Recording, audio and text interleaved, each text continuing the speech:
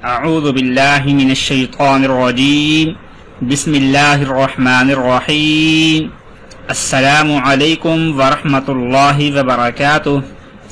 ناظرین، ہم امید کرتے ہیں کہ آپ لوگ خیر و عافیت سے ہوں گے۔ ناظرین، اس ویڈیو کے اندر آپ کو دولت کی ہوس کو ختم کرنے کے بارے میں ایک عمل بتانے جا رہے ہیں کہ وہ لوگ کہ جن کے پاس دولت ہے یا نہیں لیکن ان کے دل میں دولت کی، مال کی ہوس ہے، جس کو وہ ختم کرنا چاہتے ہیں۔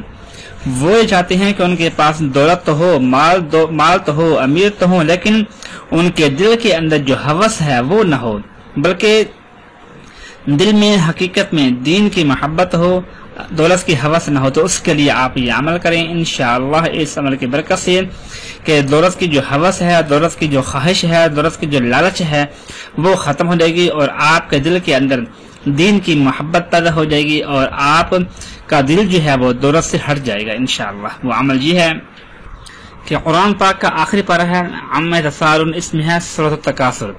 سورۃ التکاثر موجود ہے، تقریباً 3.5 لائنیں ہیں اس کی بنتی ہیں، 8 آیات پر یہ سورۃ مشتمل ہے۔